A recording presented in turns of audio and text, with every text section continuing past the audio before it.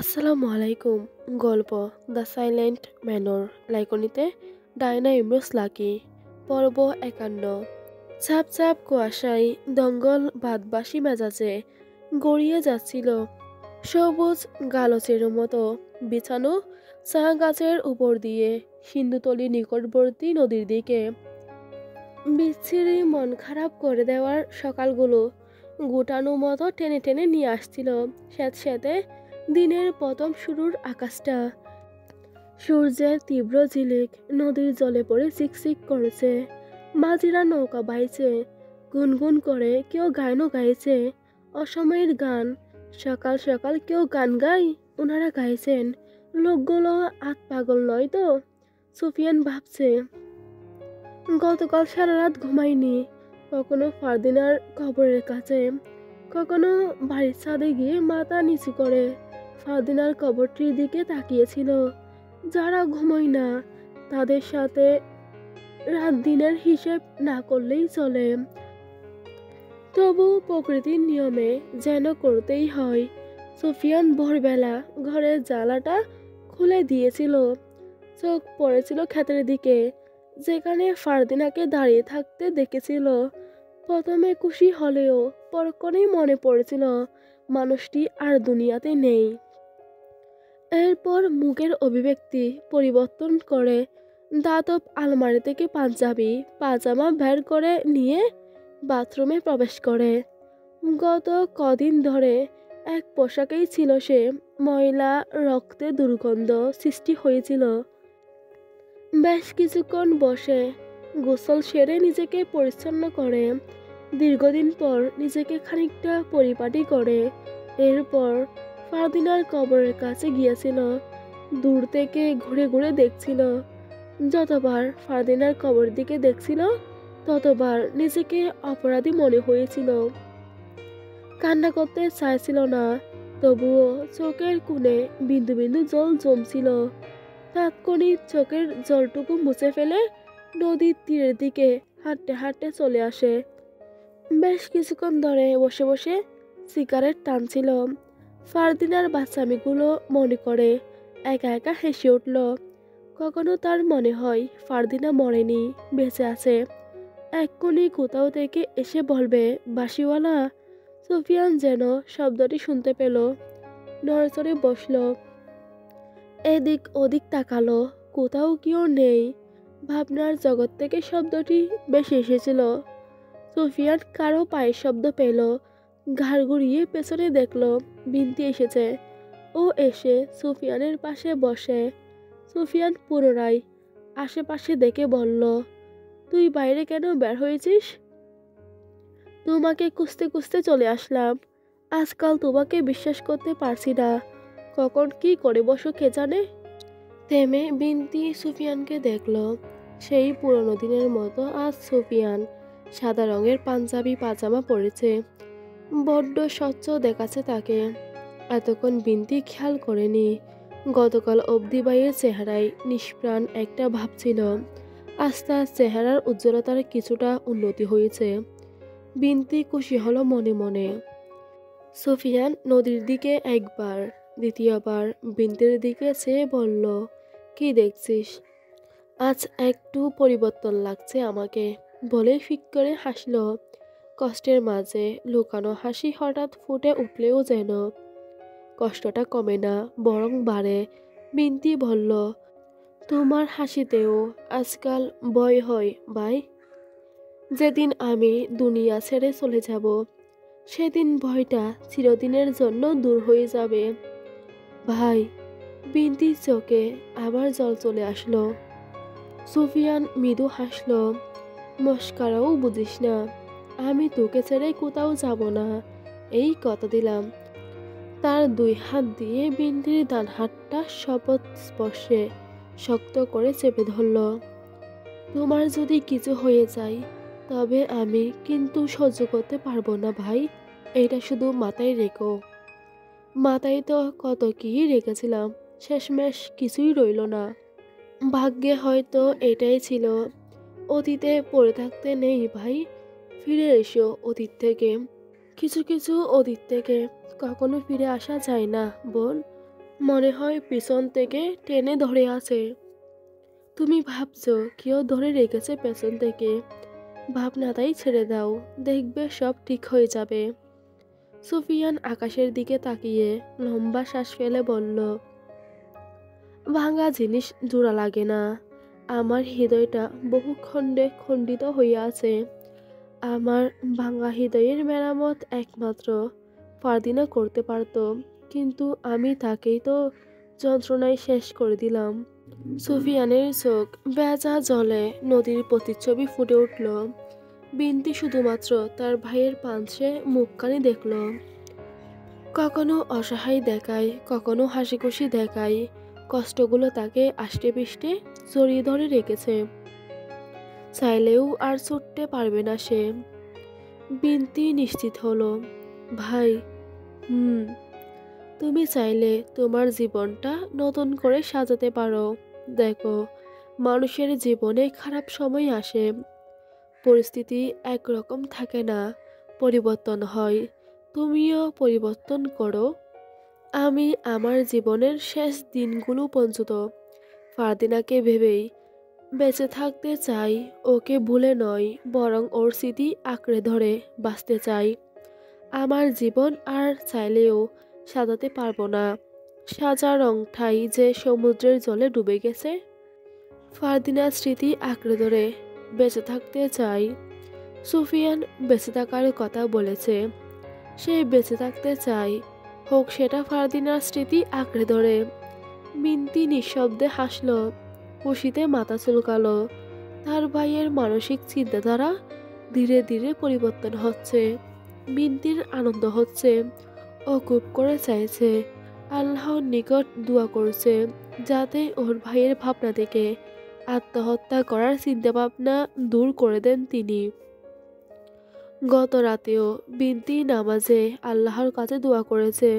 ভাবছে নিশ্চয় ওর দোয়া তাৎক্ষণিক কবুল করেছেন আল্লাহ। ফলাফল এখন প্রকাশ পাচ্ছে। বিনতি মলিন হেসে বলল, ভাই, গত রাতেও না খেয়েছিলে, আজ অন্তত খেয়ে নিও। আমি তোমার জন্য শুটকি, রসের পিঠা আর হাঁস রান্না করব, খাবে বলো? বিনতি সুফিয়ানের দিকে ঘাড় তাক করে প্রশ্ন করল। সুফিয়ান গাছ টেনে টেনে ছিঁড়ে জবাব দিল, আচ্ছা, আজ তোর হাতে খাবো। আমি তোকে একসময় খাইয়ে দিতাম, আজ তুই খাইয়ে দিবি। কি দিবি তো? বিনতি অশ্রুসিক্ত নয়নে হেসে পরপর দুইবার বলল, হু ভাই, দেব, খাইয়ে দিব তোমায়। আমার ভীষণ আনন্দ হচ্ছে ভাই। সুফিয়ান স্বাভাবিক কণ্ঠে বলল, তোর আনন্দে আমি সুখ খুঁজে পাই বোন, তুই সবসময় আনন্দে থাক।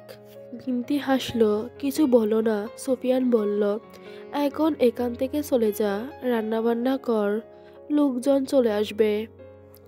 বিনতি সুফিয়ানের কথা মতো বসা থেকে উঠে যেতেই ফের স্থির হয়ে দাঁড়িয়ে বলল, ভাই।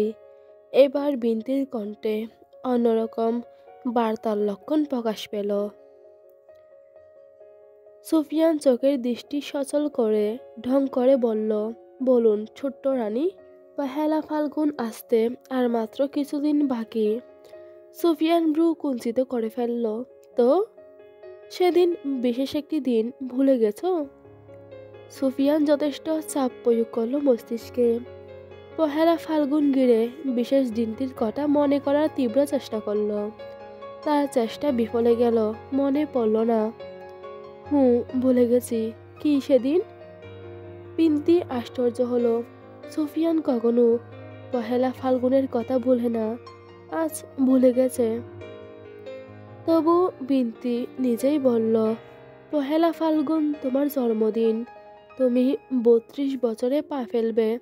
সেই দিন ঘিরে কত আনন্দ করতাম আমরা, মনে পড়ে আজও। আমি অনেক কিছু ভেবে রেখেছি সেই দিনটি ঘিরে। দেখিস জন্মদিন আবার যেন মৃত্যুদিন না হয়। বলে সুফিয়ান শব্দ ব্যতীত হাসল। কিন্তু বিনতি এবার রেগে গেল। সুফিয়ান বিনতির কুচকানো চোখ দেখে বলল, মজা করে বলেছি, এতেও রাগ করতে হয়? যা, এখন ঘরে চলে যা, গিয়ে দ্রুত রান্নাবান্না সেরে ফেল। বিনতি চলে যেতেই সুফিয়ান পেছন থেকে বলল, তোর ল্যাংড়া জামাইয়ের নামটা যেন কি? ওকেও আমার জন্মদিনে একটু মিষ্টির দাওয়াত দিস, বেচারা এমনিতেই ল্যাংড়া। বিনতি দুই কোমরে হাত দিয়ে পিছন ঘুরে ভাই বলে দাঁড়িয়ে পড়ল। সুফিয়ান হেসে উঠল। বিনতিও সুফিয়ানের হাসি দেখে হাসল। এরপর চলে যায় বাড়ির দিকে। সুফিয়ান হাসি থামিয়ে হাঁপ ছেড়ে চোখ মুছল। বিন্দিকে খুব কষ্টে এতক্ষণ ভুলভাল বুঝিয়েছে, নিজেকে যথেষ্ট ভালো রাখার প্রতিশ্রুতি দিয়ে মিথ্যা নাটক করেছে। বোনকে মিথ্যে আশা দিলেন সুলেমানের কণ্ঠ। ওরা এতক্ষণ দূর থেকে দুই ভাই বোনের কথোপকথন শুনছিল। এসে সুফিয়ানের দুই পাশে বসে পা ভাঁজ করে।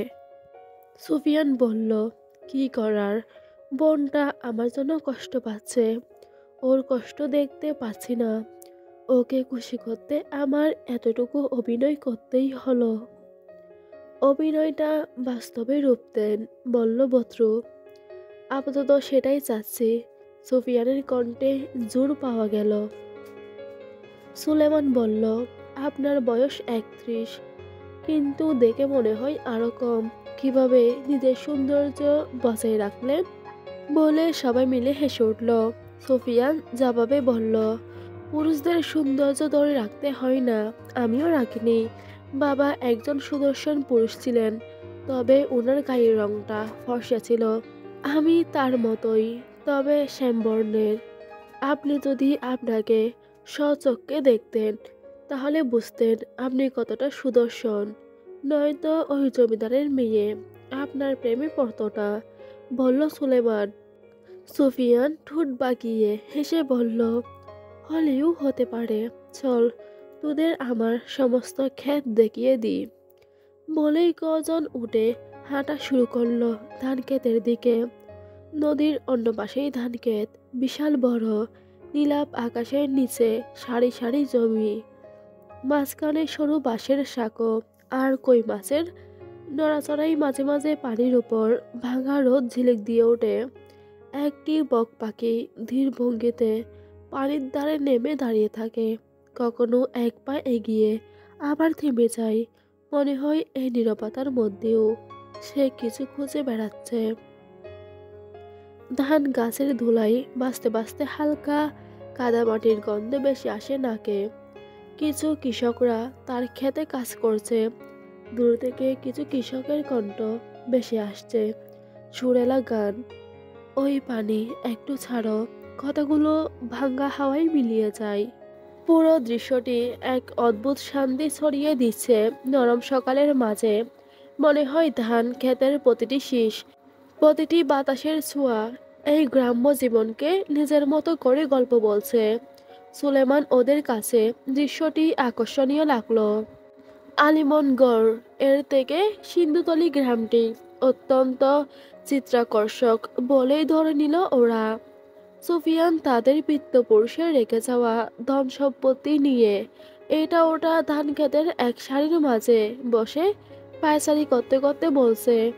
ওনারা চলে যাওয়ার পর সে কিভাবে সবকিছু অটল করে ধরে রেখেছে সেই গল্পই ওদের শোনাচ্ছে।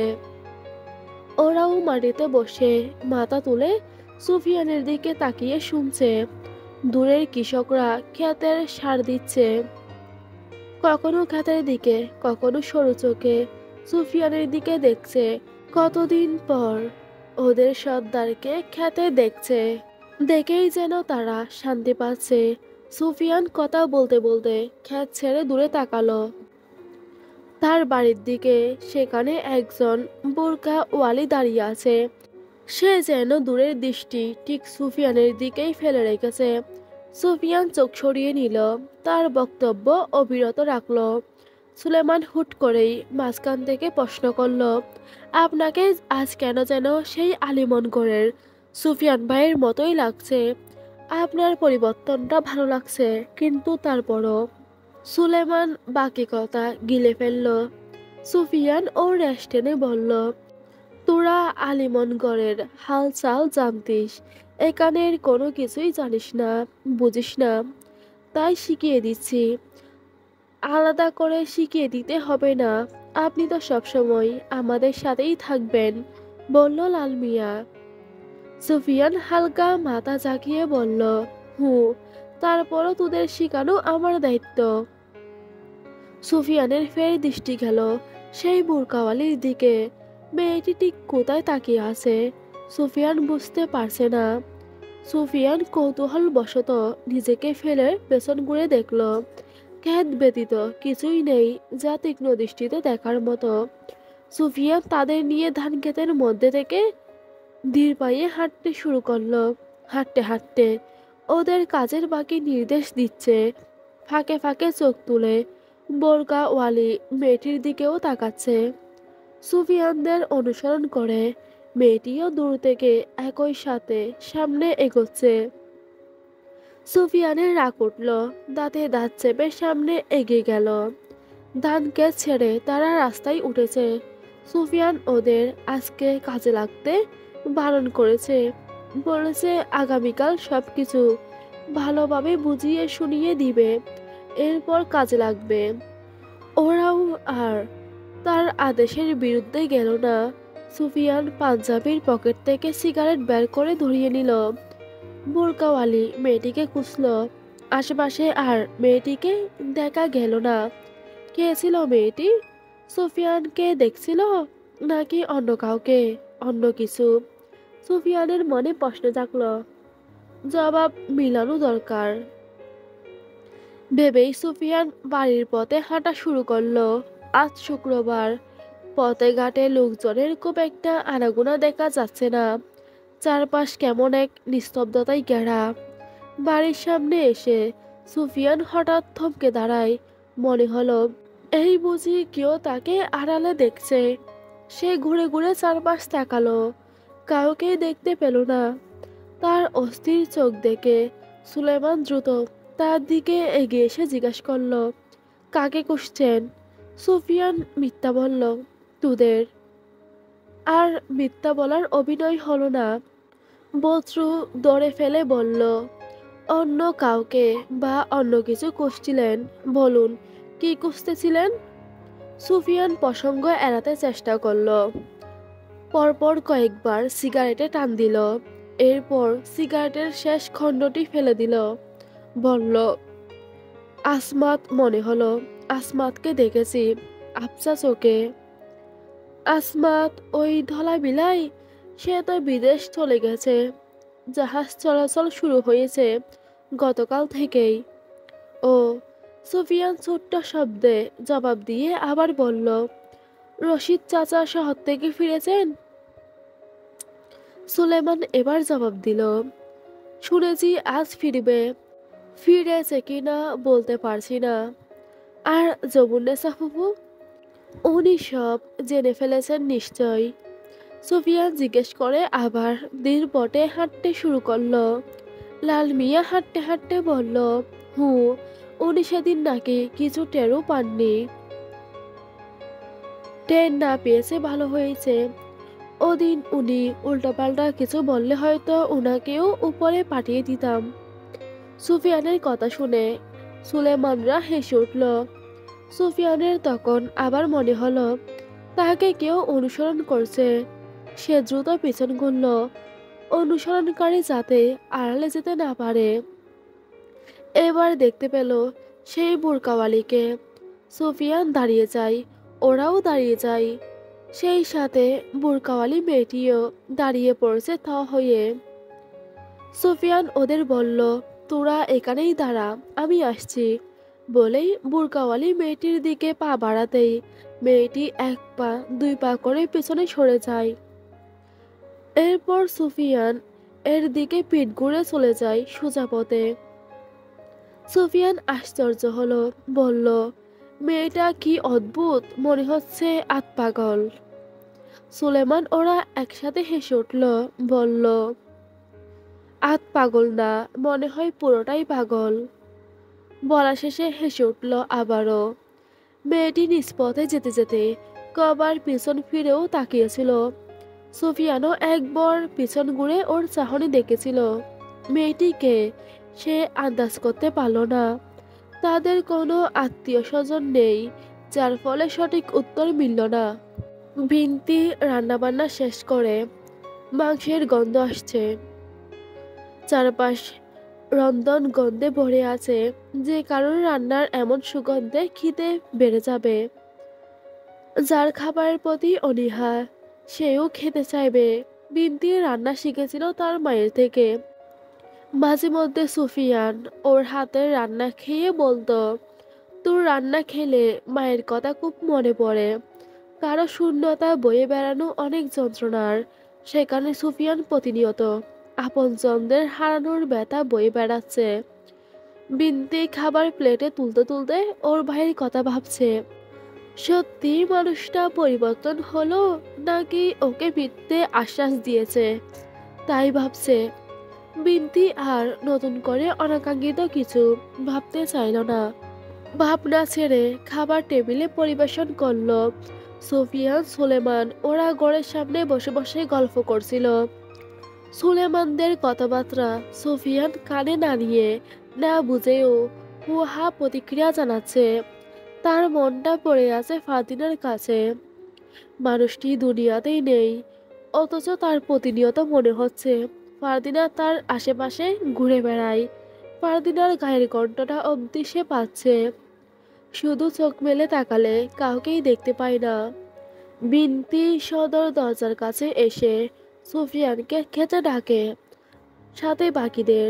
সুফিয়ান থম মেরে কিছুক্ষণ বসে থেকে উঠে গেল খাবার ঘরে। খাবার টেবিলে সবাই গোলাকার হয়ে বসে। বস্ত্র ওরা কারো দিকে না তাকিয়ে গোগ্রাসে খেতে শুরু করলো। সুফিয়ান খাচ্ছে না, খাবার সামনে বসে আছে। বিনতি সুফিয়ানের কাঁধে হাত রেখে বলল, আমি খাইয়ে দিই। সুফিয়ান বারণ করতে চাইল, তাৎক্ষণিক মনে পড়ল সেই বলেছে আজ ওর হাতে খাবে, মনকে খুশি করতে। তখন কত কি বলেছে, শেষে এসে ওর মনটা ভাঙতে চাইল না। বিনতি ভাত মাখিয়ে সুফিয়ানের মুখে তুলে দিল। সুফিয়ান হা করল।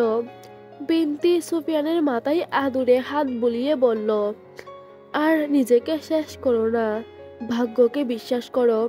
আস্তে আস্তে তুমি অতীতের সেই বিষাক্ততা থেকে মুক্তি পাবে, দেখো। সুফিয়ান কিছু বলল না, চুপচাপ খাবার শেষ করলো। কতদিন পর অন্ন মুখে তুলল সেই হিসাবটা পর্যন্ত নেই। একজন দাসী এসে এঁটো বাসনগুলো সরাতে সরাতে বিনতিকে লক্ষ্য করে বলল, সই, আজকে বিকেলে আমরা একসাথে ঘুরতে বের হব, যাবি তো? সুফিয়ান দাসীর দিকে তাকিয়ে রইল। ঝিলমিলের কথা মনে পড়ে।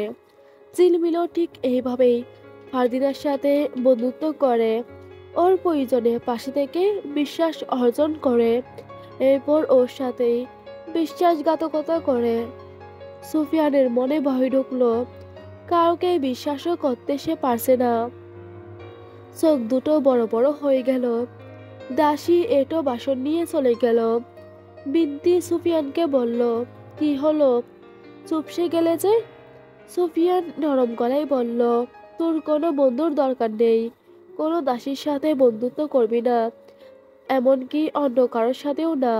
জানিস তো, আপন মানুষগুলো থেকেই আমাদের সর্বদা দূরে থাকতে হয়। দিন শেষে ওরাই যে আমাদের পিঠ পিছে ছুরি বসায়। ভাই, তুমি যদি আমাকে দুনিয়া ছাড়তে বলো, আমি তাও ছেড়ে দিব। চিন্তা করো না, কারোর সাথে আমি ঘনিষ্ঠপূর্ণ সম্পর্ক গড়ব না। লাল মিয়া বলল, ঝিলমিল বেইমানি করেছে, তার মানে এই নয় যে সবাই ওর মতো বেইমান, বিশ্বাসঘাতকতা করবে। সুফিয়ান ঠোঁট কুঁচকে বলল, বিশ্বাস শব্দটা চাণক্যের হলেও এর মূল্য বেশি দামি। যখন দামি বস্তুটি সস্তায় ভেঙে যায়, তখন আর সেই দামি বস্তুটির প্রতিও আগ্রহ থাকে না। আমার বিশ্বাস ভেঙেছে ওরা। ফারদিনার বিশ্বাস ভাঙা মানেই আমার বিশ্বাস ভাঙা ছিল। বন্ধুমুক্ত জীবন হোক, তবুও বেঈমান বন্ধু কারো না হোক। বলেই সুফিয়ান খাবার ঘর থেকে নিজের ঘরে চলে যায়। ড্রয়ার থেকে সিগারেট বের করে ধরালো। বসলো বারান্দায়। দোতলার তার ঘর থেকে ফাদিনার কবরটি দেখা যায়। সেখানে তাকালে তার কষ্টটা দ্বিগুণ বেড়ে যায়। চোখ থেকে আপনা আপনি জল গড়িয়ে পড়ে।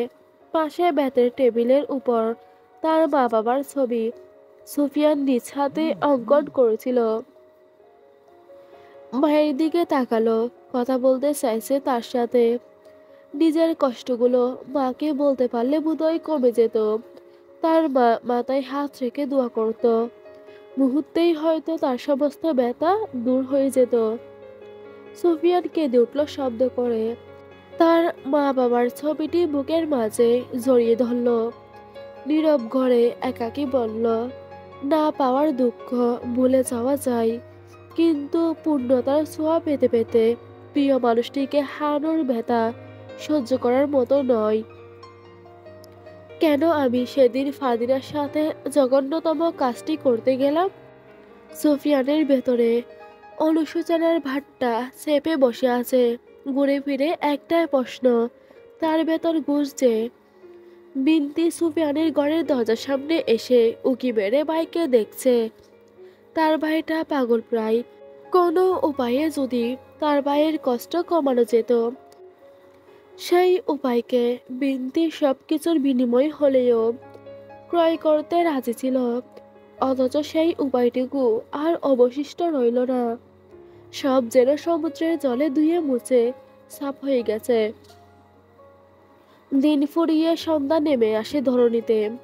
নিস্তব্ধ একটি সন্ধ্যা যেন ধীরে ধীরে পৃথিবীর উপর নেমে আসে। দিনের শেষ আলোটা আকাশের কোণে ঝুলে থাকে সোনালি রক্তিম আর হালকা বেগুনি রঙে মেখে আছে। পশ্চিম দিগন্তে অস্তগামী সূর্য যেন তার শেষ উষ্ণতা ছড়িয়ে দিয়ে বিদায় নিচ্ছে। দূর থেকে ভেসে আসে পাখিদের ঘরে ফেরার ডাক। মনে হয় তারা দিনের ক্লান্তি ঝেড়ে ফেলে আপন ঠিকানার দিকে ফিরে যাচ্ছে। সন্ধ্যার বাতাসে থাকে এক ধরনের ঠান্ডা মিশে থাকা শান্ত অনুভূতি। চারদিকে হালকা অন্ধকার নামতে থাকে, কিন্তু পুরোটা ঘিরে ফেলছে না। এখনো বলা যায় দিন আর রাতের মাঝামাঝি এক অপূর্ণ মুহূর্ত। কোথাও কোথাও শোনা যায় মাগরিবের আজানের সুর, যা বাতাসে মিশে পুরো পরিবেশকে ধর্মীয় অনুভূতিতে রূপান্তরিত করেছে। আকাশে ঠিক এমন মুহূর্তে প্রথম জ্বলজ্বলে তারা দেখা যায়। ছোটদের উৎসাহ যেন বেড়ে যায়। ওরা বাড়ির আঙিনায় দাঁড়িয়ে আকাশের দিকে তাকিয়ে থাকে। মাটির চুলোর ধোঁয়া ধীরে ধীরে বাতাসে মিলিয়ে গিয়ে সন্ধ্যার গন্ধ তৈরি করে। মাটি ধোঁয়া আর শীতল হাওয়ার মিশ্র এক অনন্য ঘ্রাণ। এ সময় সাধারণত মানুষ একটু ঢিলেঢালা হয়ে যায়। কেউ উঠোনে বসে দিনের গল্প বলে, কেউ ঘরের ভিতর আলো জ্বালাতে ব্যস্ত থাকে। পথের ধারে কেরোসিন ল্যাম্প জ্বলে ওঠে, যার হলুদ আলো যেন অন্ধকারকে ঠেলে সামান্য জায়গা দখল করে নেয়। দূরের কুকুরগুলোর ডাক, গাছের পাতার মৃদু নড়াচড়া মিলিয়ে এক ধরনের গভীর নিস্তব্ধতা তৈরি হয়, যা অদ্ভুতভাবে মনকে শান্ত করে। সন্ধ্যার দৃশ্য সুন্দর হলেও সুফিয়ানের কাছে বিরক্তিকর লাগছে। গোটা দুনিয়াটাকেই তার বিরক্ত লাগছে। দুই হাত পিছনে বেঁধে বাড়ির সামনে পায়চারি করছে। এতক্ষণ দাঁড়িয়েছিল ফারদিনার কবরের কাছে। একা একা ফারদিনার সাথে কথা বলছিল। তার মনে হয় ফারদিনা তার কথাগুলো শুনছিল, কিন্তু জবাব দিচ্ছিল না। ফারদিনা বোধহয় অভিমান করে আছে ভেবে সুফিয়ান কিছুক্ষণ কাঁদছিল। এরপর কবরের কাছ থেকে চলে আসে। সুলেমান ওরা বাজারে গিয়েছে। তাকে সঙ্গে নিতে চেয়েছিল, যায়নি। বলেছিল তাকে কিছুক্ষণ একা ছেড়ে দিক। ওরা আর কথা না বাড়িয়ে চলে যায়। সুলেমান বেশ কিছুক্ষণ হয় পায়চারি করছে। কখনো কখনো মনে হচ্ছে তাকে কেউ দূর থেকে দেখছে। আশেপাশে তাকালে কাউকেই দেখতে পায় না, হয়তো মনের ভুল। সন্ধ্যা ঘনিয়ে আসছে। সুফিয়ান ঘরের দিকে হাঁটা ধরল। বাহিরে আজ প্রবল ঠান্ডা পড়ছে। ঠিক তখনই মনে হলো পেছনে কেউ আসছে। সময় না নিয়ে তাৎক্ষণিক পেছন ঘুরল সে। সেই বোরকাওয়ালি মেয়েটি দাঁড়িয়ে আছে। মেয়েটি আর এবার পালাতে পারবে না। সুফিয়ান তার সন্নিকটে। মেয়েটি বিব্রতকর অবস্থায় পড়ল। এলোমেলো চোখ করে এদিক ওদিক তাকালো। সুফিয়ান মেয়েটির সামনে এগিয়ে বলল, কে তুমি? বুড়ো আলী চোখ নামিয়ে নিল। আমি হেলেনা। মৌলভী সাহেবকে ছিলেন নিশ্চয়, তার মেয়ে আমি। সুফিয়ান কিছু বলার আগেই বিনতি এসে হাজির হলো। হেলেনা বিনতির দিকে চেয়ে ঘরের দিকে চলে গেল। বিনতি সুফিয়ানকে লক্ষ্য করে বলল, ভাই, ওকে আমিই ডেকেছি। বলেই বিনতি হেলেনাকে নিয়ে ঘরের ভেতর চলে যায়। বেশ কিছুক্ষণ দুইজন গল্প গুজব করল। এরপর হেলেনা চলে যায়। সুফিয়ান বিনতিকে ডেকে নিল। হেলেনার যাওয়ার পানে একবার চেয়ে সুফিয়ান বিনতিকে জিজ্ঞেস করল, ও কে? তোর সাথে পরিচয় কিভাবে হলো? আগে কখনোই আসেনি তো? বিনতি জবাব দিতে সময় নিল। সুফিয়ান বৈঠকখানেই বসে পুনরায় তাড়া দিল। বিনতি নতজানু হয়ে সুফিয়ানের সামনে দাঁড়িয়ে বলল, ভাই, আমি কখনোই তোমার সাথে মিথ্যা বলিনি, আজও বলবো না। হেলেনা আমাদের মৌলভী সাহেবের মেয়ে। ও খুবই ছোট্ট থেকেই তোমাকে পছন্দ করত, ভালোবাসে তোমাকে। তুমি যখন আলিমনগর ছিলে তখন ওর সাথে আমার দেখা হয়, কথা হয়, সবকিছুই আমাকে বলে। থেমে বিনতি সুফিয়ানের সামনে বসে ফের বলল, ভাই, ফারদিনা তো চলে গেছে। তুমি কি চাইলেই পারবে না নতুন একটি জীবন শুরু করতে, হেলেনাকে বিয়ে করতে? সুফিয়ান ক্রোধের আগুনে জ্বলে উঠল। চোয়াল শক্ত হয়ে গেল। বৃদ্ধির দিকে ডান হাতটা এগিয়ে গিয়েছিল থাপ্পড় দেওয়ার জন্য। মুহূর্তেই সুফিয়ান নিজেকে নিয়ন্ত্রণ করল। চোখের পলক বারবার পড়ছিল। এরপর বসে থেকে উঠে দাঁড়ালো। বিনতি ঠোঁটে কাঁপুনি নিয়ে বলল, ভাই, আমি ওভাবে বলতে চাইনি আসলে। বিনতি কথা বলার আগেই সুফিয়ান ওর দিকে ছুটে গিয়ে বলল, আসলে কি আমি ফারদিনাকে ভুলে যাব? যাকে ভালোবেসে মরেই গেছি তাকে ভুলে যাব? যাকে আমি নিজ হাতে মেরে ফেলেছি তাকে ভুলে যাব? তুই জানিস কত বড় পাপ করেছি আমি। আমি আমার অনাগত সন্তানকে গলা টিপে হত্যা করেছি। কত সুন্দর একটা সংসার হতো, ফারদিনা বেঁচে থাকতো, আমার বউ হতো, আমার সন্তান দুনিয়ার মুখ দেখতো। কিন্তু সব শেষ হয়ে গেল শুধুমাত্র বংশ বাঁচাতে। ওরা আমার হাতে ফারদিনাকে মারতে বাধ্য করে।